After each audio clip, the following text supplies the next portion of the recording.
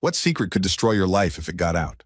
Story 1. I can't seem to stop myself from lying. Half the time, I lie about things that don't even matter, things I should have just told the truth about. But no matter how much I want to, I can't seem to control it. All the lies I've told, both big and small, eventually catch up to me, and they're seriously damaging my life.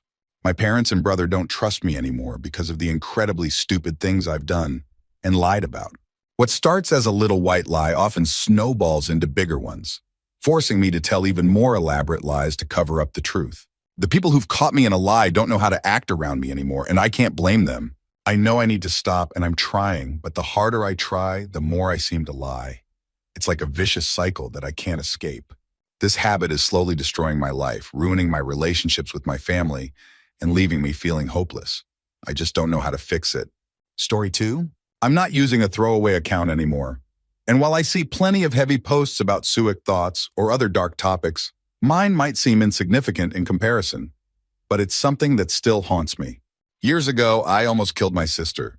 She was about 3 years old, and I was maybe 9 or 10 at the time. I carried her to the terrace of our building, 5 stories high, including the ground floor. In a moment of thoughtless stupidity, I placed her at the edge of the terrace, above a small barricade. There was nothing protecting her from falling, and directly below was a hard, cemented path. To this day, I don't even remember what was so urgent that I left her there, literally dangling at the edge of death. All I recall is turning around to see her starting to sway backward, toward the ground below. Panic hit me like a freight train. I sprinted to her, and somehow, I managed to grab hold of her just as she was about to fall. My heart was pounding so hard I thought it would burst. I hugged her tightly for what felt like forever, too scared to let go. Even now, I've never told her, or my mom, about that day. She's 25 now, but the memory of what could have happened still makes my hands shake as I type this. I can't stop thinking about how her tiny body would have been shattered on the cement, how I could have been institutionalized, how my family might have disowned me, or how I would have missed out on watching her grow up. That moment left me with an irrational fear of carrying babies, or even being around them. It doesn't matter if I'm the one holding them or not. Even if there's no height involved, the fear still lingers. That day changed something in me, and no matter how much time passes, I don't think I'll ever truly forgive myself for how careless I was. Story 3. I'm currently estranged from my family and recently received a payout from an insurance settlement. If my mother found out about it, she'd be after it so fast it would probably break the sound barrier. Light traveling from the sun would say, "Slow down." To keep things quiet, I've had to essentially disappear. All my mail is routed to a P.O. box, and only 3 people know the address where I'm staying. For anyone thinking about tracking my IP, it's routed through a cell tower about 30 miles from my actual location. On a completely unrelated note, yes, my female cousin and I had a consensual sexual relationship in the past. Regarding the estrangement, my father is a convicted pedophile. This happened after he married my mother, and I'm his only biological child.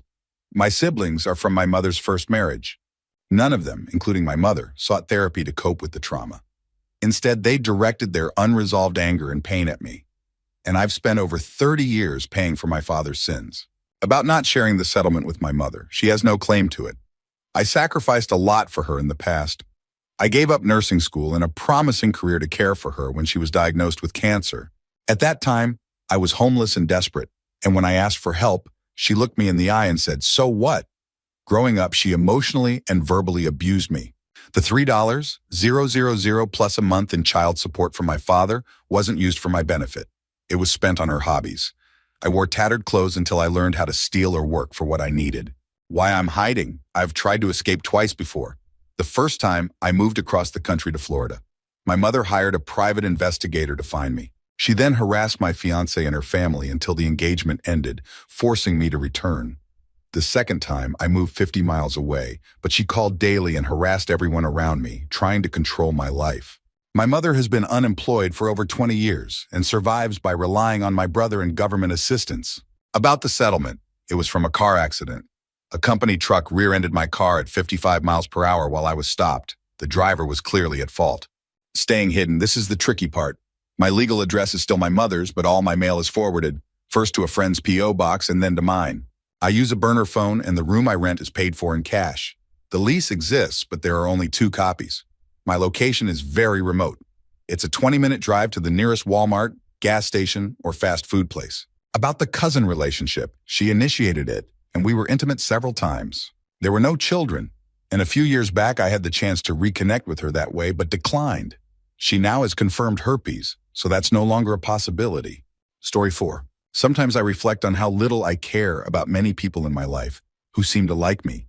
Coworkers, friends, even some family members. There are plenty of them I'm just civil with for convenience. Some of them have even done genuinely kind things for me, and I'm grateful for that. Yet despite their gestures, there are people I just don't really like. I didn't always feel this way. There was a time when I tried to maintain all my relationships. Old friends who live far away, I'd reach out, make an effort to stay connected, but now I can't even be bothered. Sometimes I wonder if I ever truly cared about those connections. The strangest part is that I'm really good at social situations. I can be friendly and engaging, even feign genuine interest in other people's lives. I've even been complimented for being such a nice and genuine guy. But beneath that, there's this resentment I carry for many people in my life. I keep it hidden, but it's always there. The truth is, I only truly care for a small handful of people. A few close friends, my immediate family, and my girlfriend. Beyond that, I'd honestly rather just be left alone. Story 5. This isn't a throwaway account, but I doubt anyone I know will see this. I failed out of college after 2 years because I was lazy and spent most of my time drunk. After that, I joined the Air Force, but I was discharged due to a heart condition I didn't even know I had. Now I think about ending my life at least once a week. When my fiancée of 4 years broke up with me, I felt so apathetic that it didn't even hurt. I calmly packed my stuff, moved out, and that was it. I can't sleep more than 3 hours a night anymore. I don't know if I'm depressed or not. I just go through the motions, wake up, go to work, come home, repeat. I don't drink anymore, but I smoke almost a pack of cigarettes a day. I'm only 22, but doctors have told me I'll be lucky to see 30, and 40 would be a miracle beyond scientific explanation. I've decided to go back to college in the fall, if only to prove to my family that I'm not a total failure. Writing this out made me cry, something I haven't done in almost a year. Thank you, Reddit, for reminding me I'm still capable of feeling something. Story 6. A lifelong friend of mine dropped out of college after 9/11s to join the Army. He completed 3 tours in Iraq, got married, had a child, and seemed to be thriving. His mom was always close with his friends, especially while he was away. She said we reminded her of him. We'd often take her out as a group to keep her company. One day she called me directly and asked if I'd like to grab a drink. She'd found some old pictures of her son and me from our childhood and couldn't wait to share them.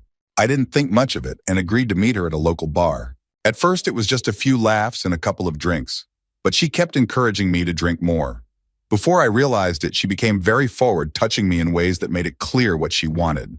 I was in no state to make a rational decision, and I let the moment carry me. We went back to my house and ended up having some of the most intense, eye-opening, drunken sex I've ever experienced.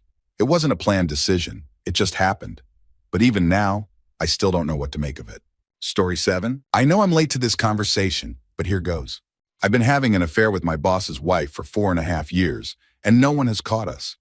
As far as I know, no one even suspects anything. She's always told me that she and her husband have a dead bedroom.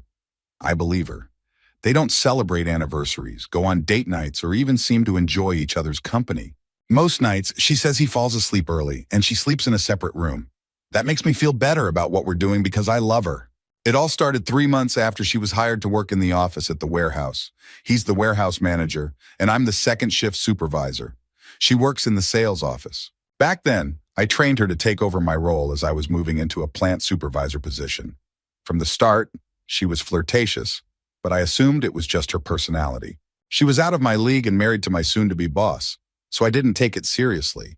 But after a few months, she became direct, telling me all the things she wanted to do with me and let me do to her. At first, I resisted.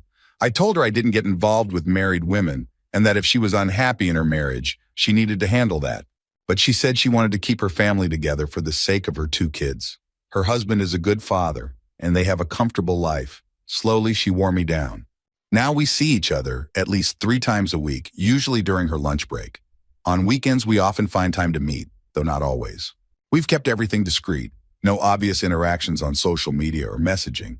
But it's hard for me to stay composed when I see family pictures of them online. I burn with jealousy. When we have company events and I see her with him, acting like the perfect wife, it takes everything in me not to let my anger show. 6 months ago, Her husband's boss announced his retirement, and he's set to take that position. Their house is going up for sale, and they'll be moving to a new city in a few months. I'm expected to take over his position here at the plant. If anyone were to find out about our affair, it would ruin all of us. Her marriage, my career, everything. She's going with him, and I know it's for the best. But I love her and wish things could end differently. At the same time, I hate myself for this. I've lied, cheated, and betrayed someone who trusted me as an employee. The guilt is overwhelming, and I don't think I'll ever forgive myself. I want her gone, but I'd give anything for her to stay. I never want to see her again, yet I'll be with her in about an hour. Story 8. This might not ruin my life, but it could have ruined someone else's. Here goes. When I was in high school, I was in an abusive relationship with my girlfriend. Most people just thought we were a bad couple, but the reality was much worse. It started small. If someone made a joke about me, she'd laugh. No big deal, right? But soon she realized she could mock me publicly to get attention and make people like her. We were both semi-unpopular, and she thrived on the laughter at my expense. At lunch, I'd sit with my head down on the table while she and her friends made fun of me.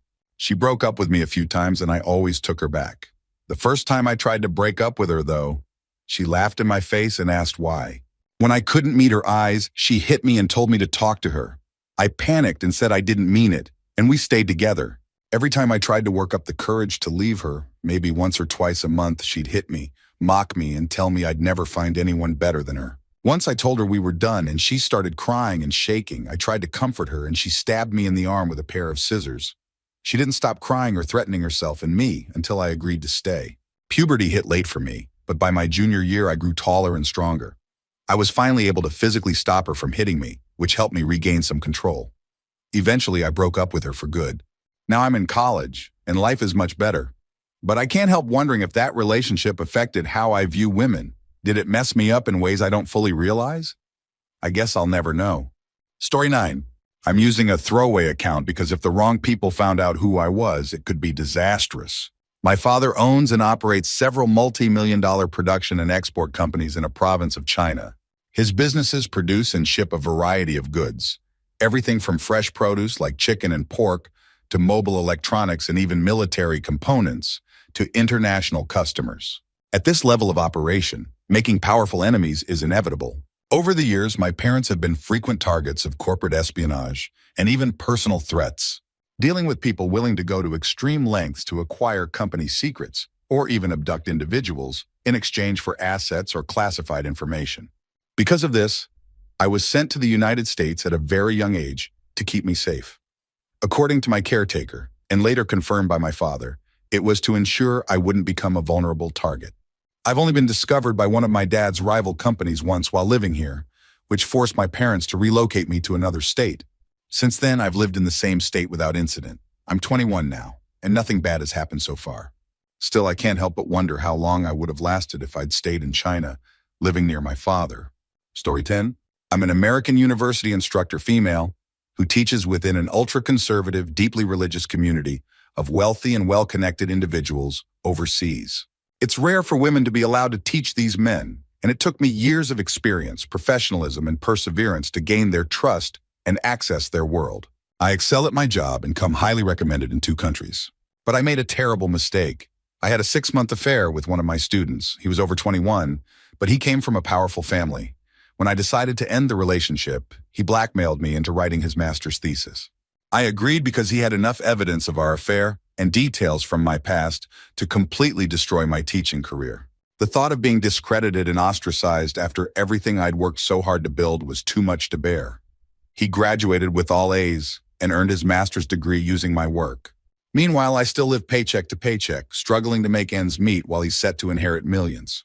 Whenever I think about it, I feel emotionally violated and powerless. It's a wound I don't know how to heal, and the weight of what happened stays with me every day. Story 11. I met my current long-term girlfriend at a convention several years ago.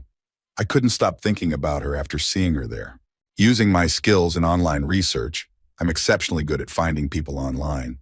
I managed to figure out who she was. At the time, I thought she was around 22, but when I discovered she was actually 14, 10 years younger than me, I felt disgusted with myself. Even though I felt horrible, I couldn't stop myself from keeping tabs on her. It wasn't obsessive. I just check in on her every month or so out of curiosity.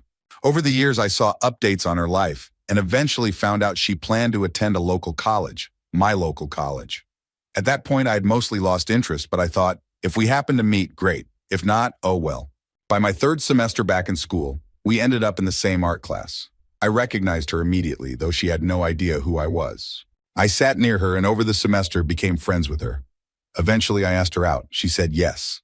Now, we've been dating for 3 years. I've never told anyone about how we met or the fact that I essentially stalked her from a distance for years. I'm currently saving up for an engagement ring, but the thought of how it all started still creeps me out sometimes. Story 12. I am a Wolftherian. Before you judge or assume this is some Tumblr-induced phase, hear me out. I've dealt with this on a psychological level for my entire life. I'd like to explain what it's actually like for me. Being a Therian means feeling like an animal, in my case a wolf, trapped inside a human body at least part of the time. I understand now that this is a psychological quirk, but that doesn't make the experiences any less real or visceral for me. It manifests in several ways. As a child and occasionally as an adult, I had vivid dreams in which I wasn't human. In these dreams, I would run through the woods, chase prey, or drink from a stream. What convinced my younger self, and still fascinates me, is just how real these dreams felt. I could feel dirt under my paws, claws shifting slightly as I leaned forward, and even the presence of fur and a tail. Beyond dreams, I also experienced phantom shifts. While awake, I would feel the sensation of fur, a tail, or other animal features as though they were part of my body, similar to the concept of phantom limbs. Then there were mental shifts, where my mindset would become more animalistic. I might feel an overwhelming urge to eat raw meat, chase prey, or drink from a stream. Despite these urges, I always maintained control. If someone walked in, I could quickly snap out of it and act normal, though I'd feel deeply self-conscious. Mental shifts were always the hardest to deal with because they made me feel like a complete weirdo. As a kid, I never told anyone. I was afraid my parents or friends would think something was wrong with me. Truthfully, I enjoyed most of the experiences and didn't want them taken away or misunderstood. Now that I'm an adult, I've come to accept this as part of who I am. Unfortunately, I don't have many places to talk about it. The old forums that helped me as a kid are now overrun with people creating mint green wolf bat hybrids and trying to express individuality in performative ways. That's not what I'm looking for. I'm more interested in introspective discussions about why I feel this way and what it all means. It's not something I share with people in my life, but it's a significant part of me that I've quietly carried for as long as I can remember. Story 13. When I was younger, I had a close friend. Let's call her Amanda. One day we were hanging out at a park near a building scheduled for demolition. The brilliant idea popped into my head to explore it. It seemed adventurous at the time, like something out of a movie. As we wandered through the building, the floor suddenly gave out beneath us. I managed to grab onto something on the first floor and pull myself to safety, but Amanda wasn't as lucky. She fell 2 stories and landed on debris.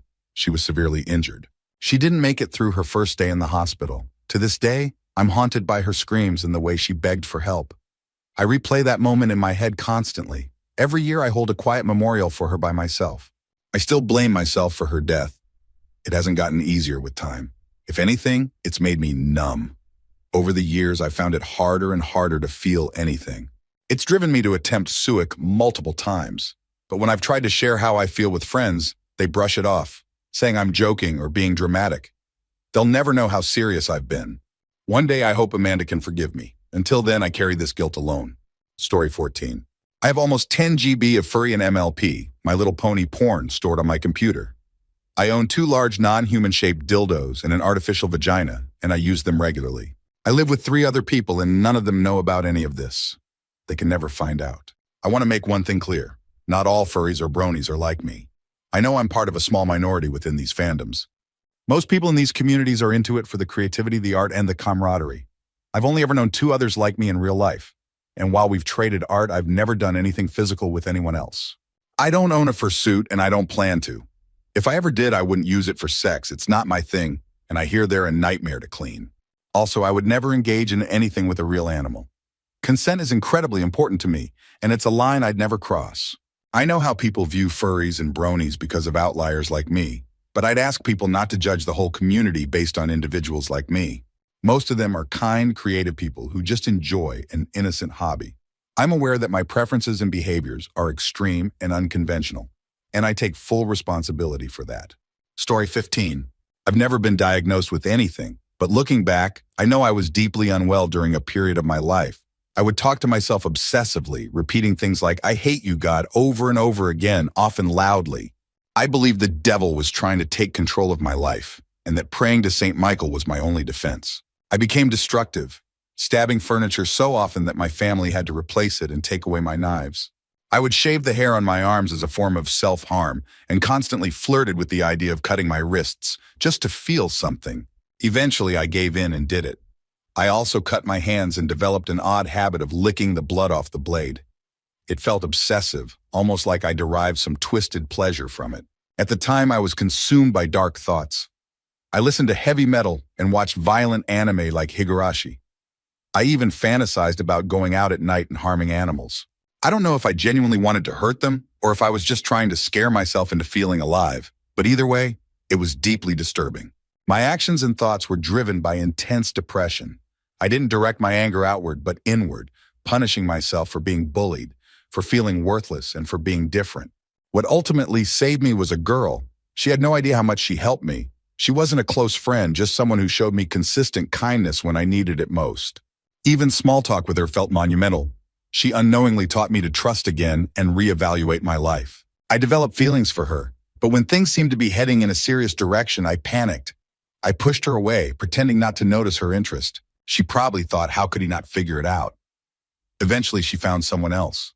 I still regret my fear and inaction. Complicating things further is my attraction to my cousin.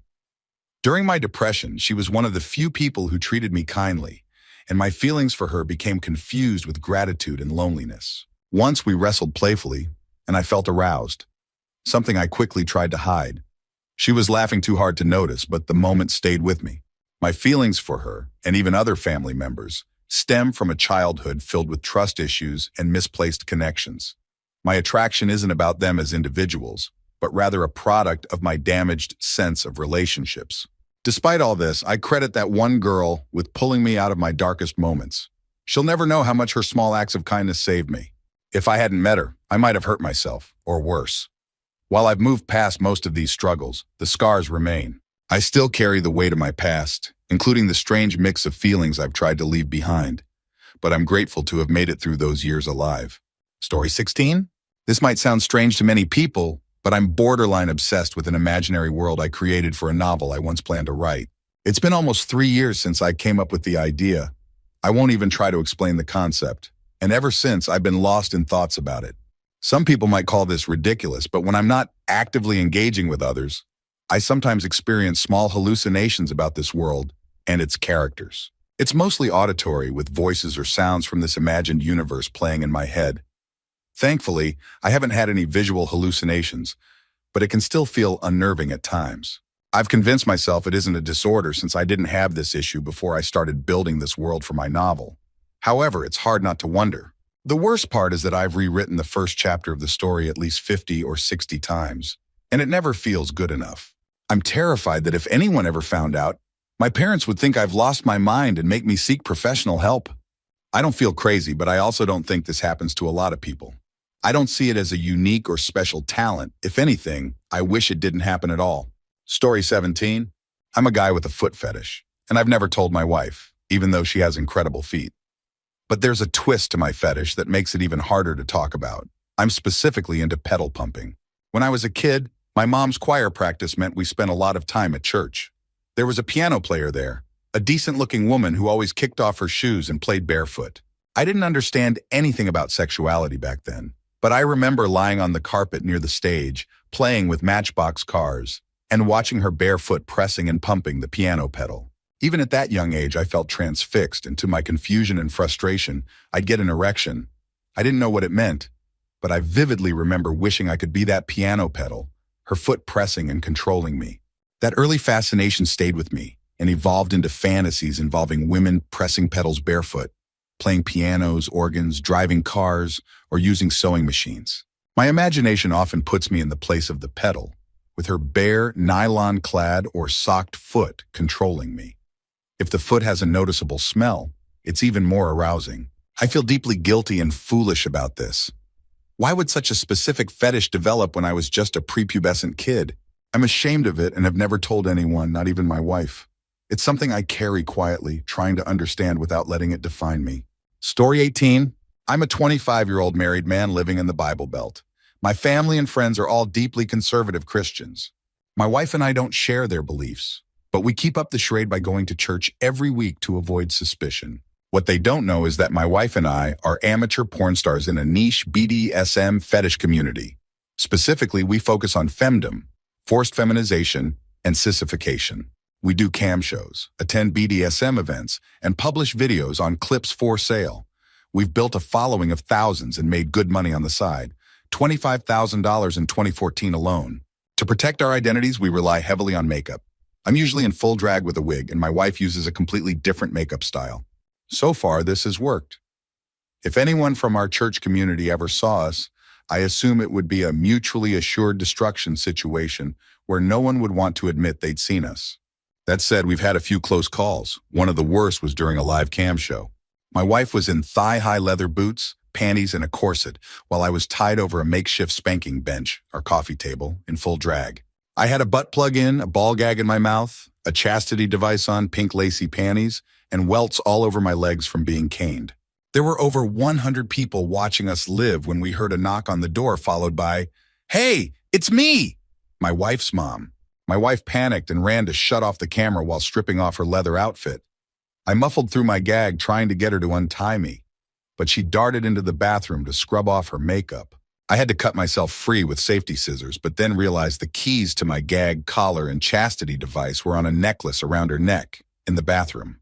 While she frantically cleaned herself up, her mom kept knocking, saying, "Hello, I hear you in there?"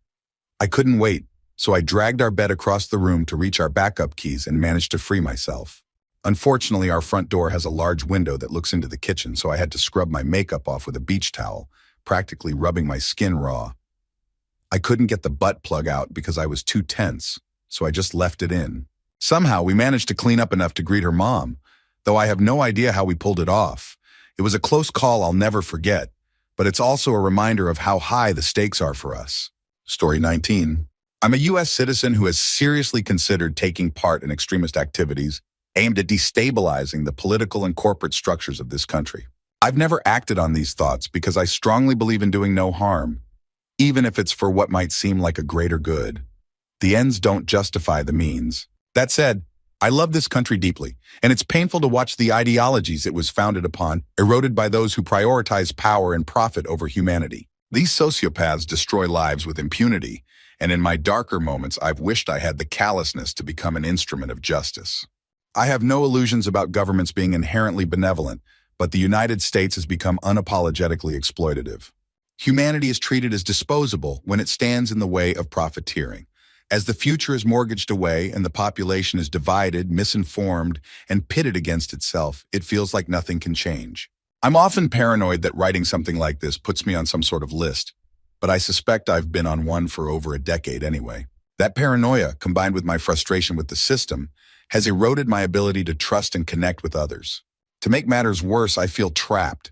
I can't leave the country because of my legal record, and even if I could, I'd still be within the reach of U.S. influence and power. It's a hopeless feeling knowing that the systems built to protect us often serve to oppress us instead. Story 20. I want to see my mother die. As awful as that sounds, it's how I truly feel. I love her deeply, but she's so toxic to her family, friends, and everyone around her that it's unbearable. She's borderline abusive to her family. She calls us retarded, tells me and my brother that she wishes she had never given birth to us, and constantly tears us down with cruel words. On top of that, she's a raging alcoholic. Everyone pretends it isn't a problem, sweeping it under the rug like it doesn't exist. If she were to die, I know it would devastate me.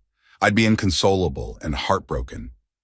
But at the same time, a part of me would feel relief, glad that her influence on my life was finally gone. When she had open heart surgery last year, I was terrified that I might lose her. But deep down, a small, dark part of me hoped she wouldn't make it out of that operating room. The reason I could never admit this to anyone is because it would completely destroy my life. My family and her friends would disown me. I'd have to leave town just to escape the fallout.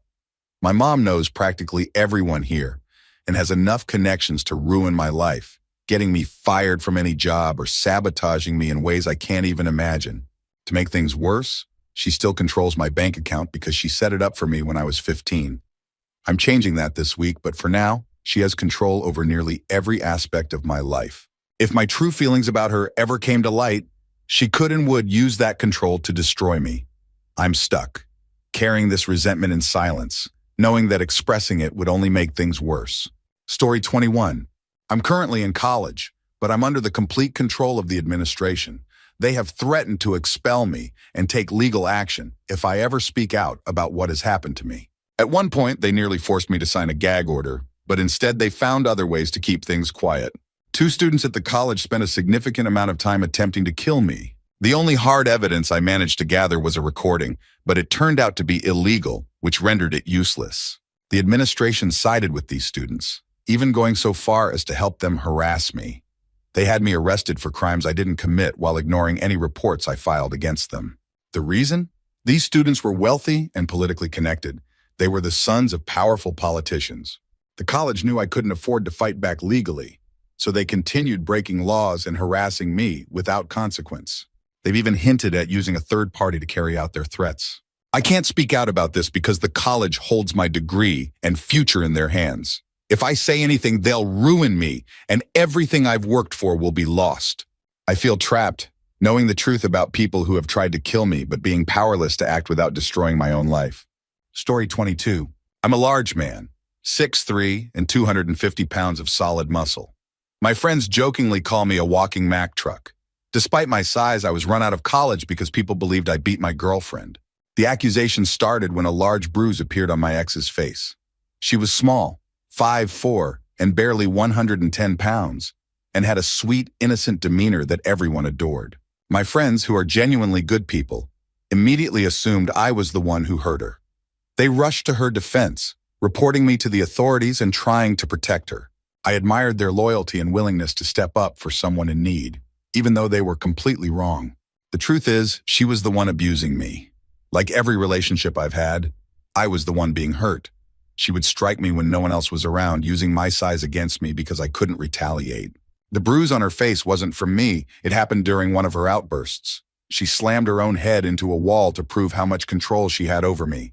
For anyone thinking, you're a big guy, just walk away, it's not that simple. Physical power doesn't negate emotional manipulation or the fear of making things worse. I knew that if I tried to defend myself, I could seriously hurt her, and that's something I never wanted to do. When the rumors spread, she denied the abuse but didn't correct the narrative. It was a small college where everyone knew each other, so the accusations spread like wildfire. I became a pariah overnight. No one would listen to my side of the story, and she threatened to make things even worse if I tried to defend myself. In the end, she got what she wanted. I was forced to leave the college, my reputation in ruins. I lost my community, my future at that school, and the trust of people I cared about. The damage she caused will follow me for the rest of my life. Story 23. When I was 18, I'm 25 now, I got pregnant while dating a guy I thought I loved. When I told him, he said he wasn't ready for a child and pressured me to have an abortion. At the time, I was scared. Having a child went against my beliefs, but I was young, insecure, and terrified of being abandoned by him. I didn't feel like I had the strength or resources to care for a baby, let alone myself. I convinced myself it was the best decision, even though I realize now that I might not have been alone if I'd chosen differently. I opted for a medical termination because it allowed me to leave the hospital without needing someone to pick me up. I didn't want to tell anyone about it, and my boyfriend didn't drive. I won't go into too much detail, but with a medical termination, you pass the fetus into a dish placed on the toilet. They tell you not to look, but I couldn't help it. That moment has haunted me ever since. Seeing how small and human it looked is an image I can't forget. To this day, it's the single biggest regret of my life. I hate myself for it and often replay that moment in my head, wondering how different my life and theirs could have been. Story 24. I went to a special school because of extreme rage issues that stemmed from being raped and then forced to abort the pregnancy. The people I trusted completely shunned me after everything happened, and only my family, sister, and significant other know how dark my anger got. At the time, I was considered a danger to others. I tell people now that it was because I punched a teacher who supported my rapist, true, and struggled with math, also true.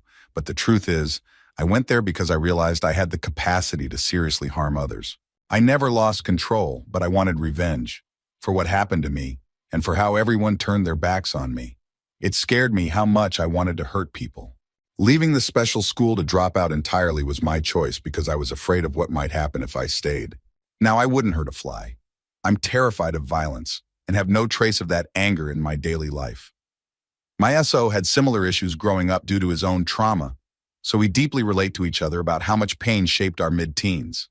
Even though I'm in a much better place now, I worry that if people knew how dark those times were, it would ruin me. I'm not that person anymore, but the shadow of who I once was still feels too heavy to share. Story 25. I've been a fake person for as long as I can remember. I've cheated on all of my boyfriends without guilt or remorse, yet I'd lose my mind if they even looked at another woman. My parents have no idea how I actually make my money. I've slept with countless men through my job to make good money.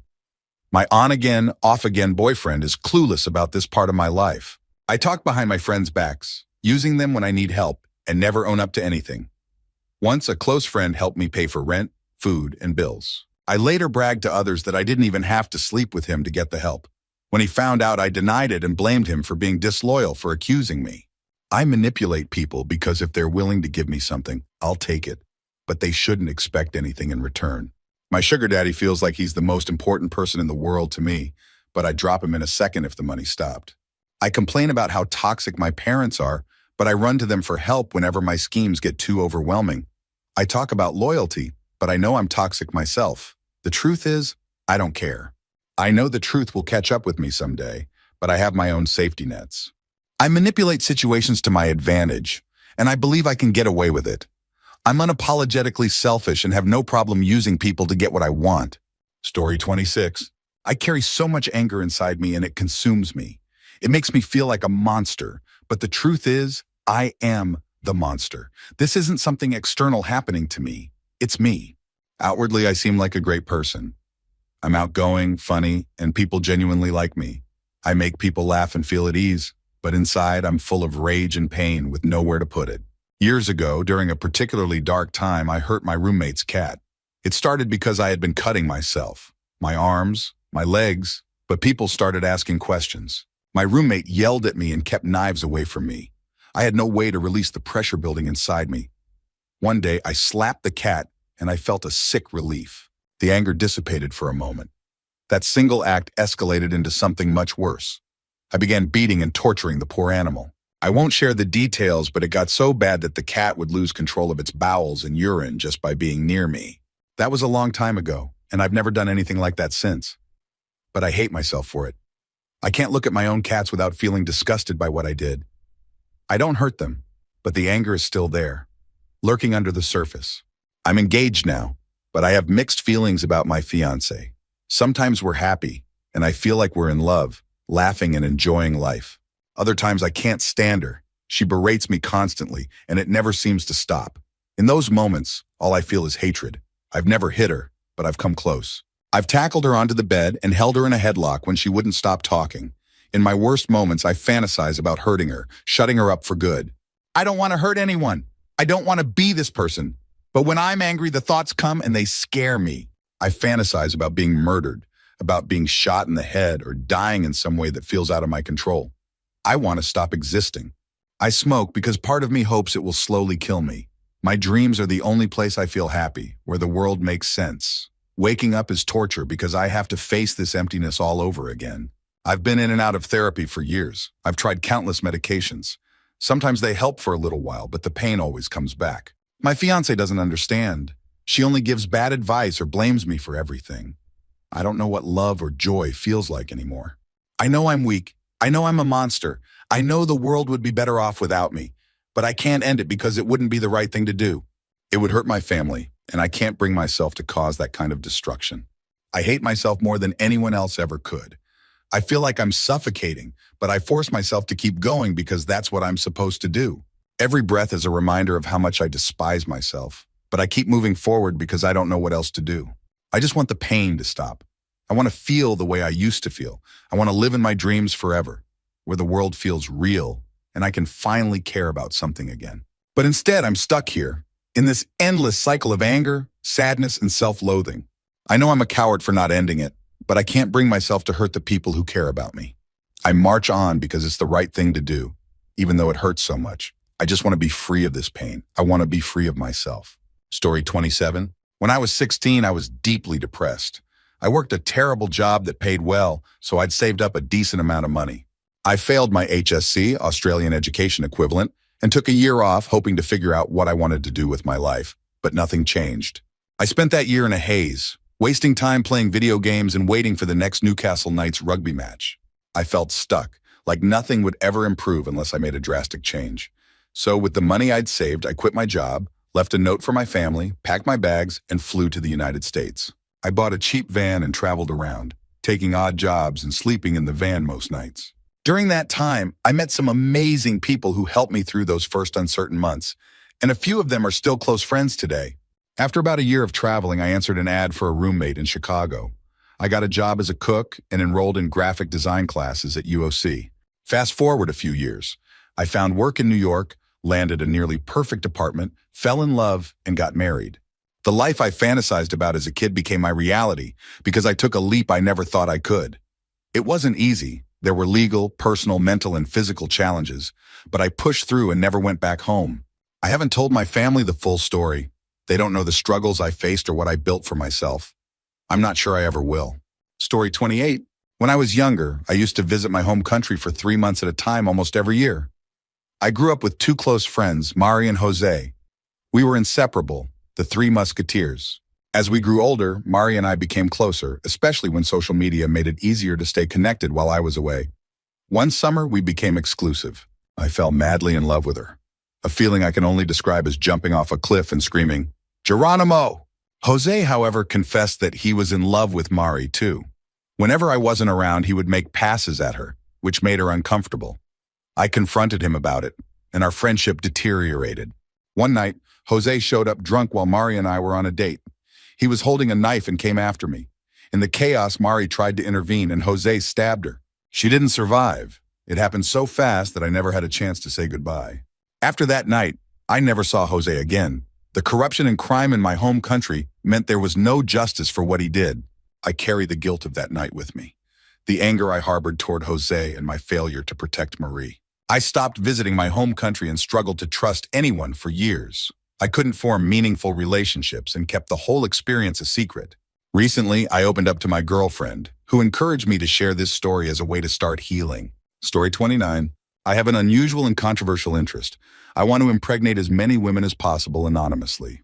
I've never followed through on this desire, but I've come close. I've posted ads online looking for women who want someone to impregnate them without strings attached. However, when I meet these women in person, many aren't as healthy or attractive as they claimed, and I back out.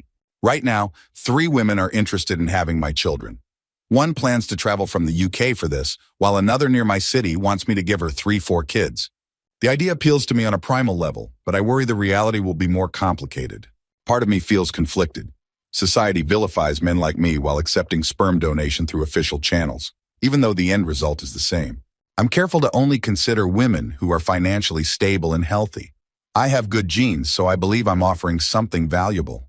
If a woman truly wants the experience of conceiving a child naturally and doesn't want the father involved, why shouldn't I help her? But I also know that if anyone found out about my interest, it would ruin my reputation. I'm terrified of what would happen if I ever told a future wife that I have children scattered around the world. If I go through with it, it's a secret I'll have to carry for the rest of my life. Story 30. I'm a habitual thief. I steal almost every day, and I've gotten good at it. I take things from places like Walgreens and my college campus store. Food, drinks, toiletries, you name it. If I want or need something, I figure out a way to steal it. Earlier today, I was walking home from Walgreens with stolen items when I was stopped by police. At first, I thought I was caught, but it turns out they weren't stopping me for that. They said there had been reports of car alarms going off nearby, and I looked suspicious. They searched me and found the stolen merchandise, but let me go, assuming I had bought it. I know I have a problem. My mindset is simple. Why pay for something when I can get it for free with minimal risk? It's a dangerous way to think, and I know I'm gambling with my future every time I steal. I started stealing out of desperation. Growing up in poverty with my mom, there were times when we didn't have enough to eat. Now I'm in college and still struggling financially. Not having a job has made things harder, but even if I did, I think I'd still steal, just less often. I know I need to stop, but I don't know how. It's become a habit, something I rely on to get by. And the longer it goes on, the harder it is to break free from it. Story 31.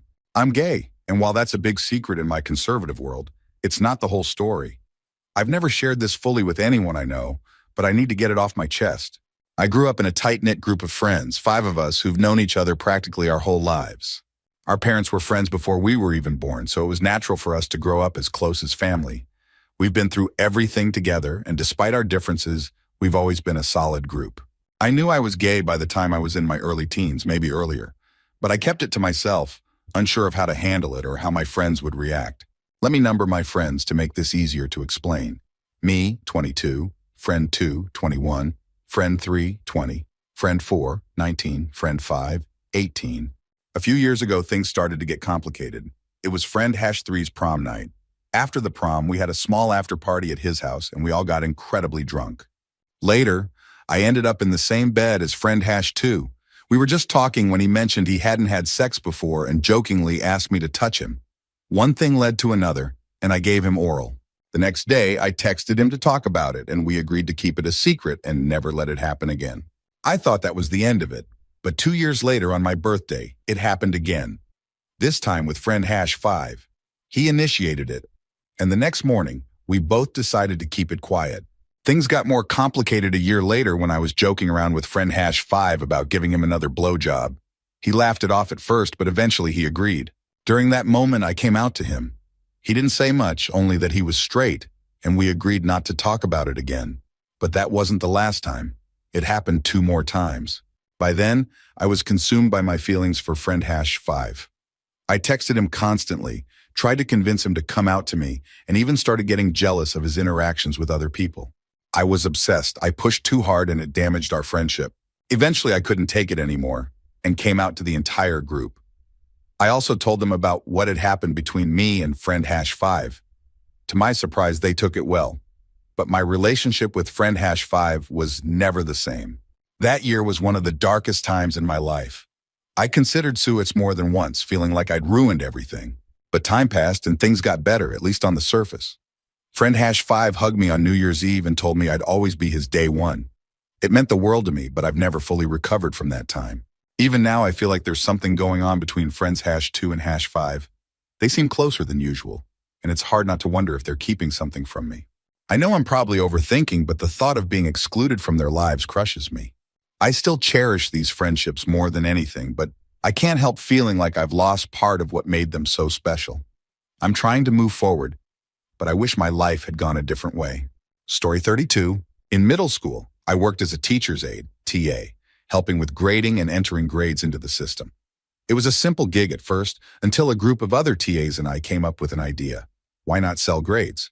We realized we had unique access that no one else had, and we could easily manipulate grades for a price. We started small, offering services like improving overall grades, fixing specific assignments, giving out homework passes, and even removing zeros. The pricing ranged from $10 to $100 depending on the task. $10 for small adjustments, and $100 for changing an F to an A. At first, our customers were close friends and sports players who needed to maintain eligibility. Word spread quickly, and soon we were serving everyone. Athletes needing a minimum GPA, AP and honors students looking to maintain top marks, slackers, stoners, and even the occasional teacher's pet. I took the lead in the operation. Using my access, I hacked into the school system, gaining admin privileges to alter grades and attendance records for classes I wasn't directly involved with. If someone skipped school, I could fix their attendance record for $10. It became a lucrative operation. By the time I graduated middle school, I had a shoebox stuffed with cash. In high school, I expanded the operation, recruiting more TAs and perfecting the system. It became a well-oiled machine running entirely by word of mouth. Everyone who used our services understood the risks. One wrong move and we'd all be caught. We operated for all 4 years of high school, splitting the earnings weekly. By my senior year, we were making upwards of $300 each per week, and that was just my cut. My final act was wiping any trace of our activities from the school system during the last week of classes. I adjusted all our grades one last time, ensuring straight A's and B's for the group. We graduated clean. We all got into our first choice colleges thanks to our grades and test scores. Over those years, we earned hundreds of thousands of dollars. With 1,000 students paying an average of $20 each per day for 4 years, plus extra income during breaks, it added up fast. As for the money, I bought a Lamborghini Aventador. It was an extravagant purchase, but I justified it by saying I'd saved up. The rest of my life moved on, but the operation remains a secret I'll take to my grave. Looking back, I know what we did was wrong and unethical, but at the time it felt like we had found a way to beat the system. Now I carry the weight of knowing we left a trail of fake success behind us and profited from a scheme that could have ruined everything if we'd been caught. Story 33. I currently work as a consultant for Microsoft, earning $91,000 a year. I've been at this job for only 8 months, and during this time, I've already received a promotion and been entrusted with managing my own project. The truth, however, is that I have no idea what I'm doing. My role requires proficiency in JavaScript, HTML, and CSS, which I barely understand beyond the basics. Fortunately, I've managed to avoid producing anything myself by delegating tasks to others while maintaining the appearance of competence. My client and superiors frequently praise my work, calling me an invaluable resource. It's almost comical because most of what I do is bluffing. I've become skilled at regurgitating technical jargon I hear in meetings, breaking it down and articulating it as if I deeply understand it. In reality, my knowledge is paper thin. I couldn't independently create or produce anything substantial if I tried. Despite my lack of knowledge, within a year, I'm slated to be promoted to senior manager, overseeing a team of 20 people. This promotion will come with a salary bump to $130,000 a year. What terrifies me is realizing that the corporate hierarchy above me seems to consist of people who are also playing the same game, bluffing their way through. It's as though we've all collectively decided to pretend we're capable and valuable, perpetuating a cycle of mediocrity. This dynamic has made me question how a company as prominent as Microsoft can allow this level of internal decay. The culture seems to prioritize appearances over genuine skill, and the results are reflected in the company's inconsistent product quality.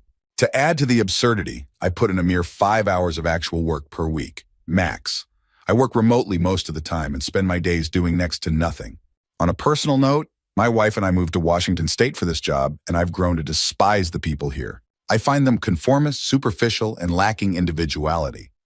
I constantly have to suppress my anger at their perceived hypocrisy and pretense. While my career trajectory seems to be skyrocketing, I'm left grappling with the knowledge that my success is built on a foundation of bluffing, delegation, and systemic inefficiency. Story 34. As a high school sophomore, my interest in computers took a dark turn into hacking. By then, I'd already developed a strong understanding of computer security and penetration techniques. I combined pre-made tools with my own scripts to exploit vulnerabilities. Bored with school, I started experimenting on the school's network during library hours. I began small, messing with people's keyboard and mouse inputs or accessing shared files. My biggest achievement came during a classroom presentation when I covertly used a USB drive to exfiltrate password hashes from a teacher's computer. Back then, Windows XP's LM hashes were easy to crack, and within hours, I had the credentials for a domain administrator account, giving me godlike control over the entire school network. With that power, I caused havoc, deleting files, creating fake ones, crashing presentations with fork bombs that opened infinite notepads, and more. I extended my reach across multiple schools in the district. No one was safe. Eventually, my activities caught up with me. A network admin traced suspicious logins back to the library. One day, the principal and police officers caught me red-handed. It was a shocking and humbling moment. I was expelled immediately, and felony charges loomed over me. Thankfully, my parents worked tirelessly to negotiate leniency. The charges were dropped in exchange for my enrollment in a diversion program, and a new school district agreed to take me in. Later, I hid this history when applying for college, lying about any disciplinary actions. My new school transferred my credits, leaving no trace of my expulsion. I went on to study computer science in college, refining my hacking skills further. While in college, I was behind the defacement of 2 high-profile school-related websites, which made national headlines. Using tools like Tor and anonymous proxies, I ensured I couldn't be traced. Now, as I apply to medical school, I've continued to hide my past. Though my high school actions might be excused as youthful indiscretion, my college exploits would lead to felony charges and significant consequences if uncovered. This history has shaped who I am, but it's also a secret I'll take to my grave. Story 35. When my wife and I first started dating in college, I got along incredibly well with her best friend. We clicked right away, And my wife would even joke about how we might make a better couple. I never thought of her as more than a friend, especially since she was in a committed long-term relationship when we met. About a year later, my wife and I went through a particularly nasty breakup. The details are complicated, but at the time, her actions felt cruel and short-sighted, leaving me devastated. Her best friend sided with me during the fallout, which caused a significant strain in their friendship. One night, during this difficult period, I ran into her best friend at a party. She ended up spending most of the night talking to me, listening to me vent and trying to console me. After the party, I walked her home, something I'd done before without issue.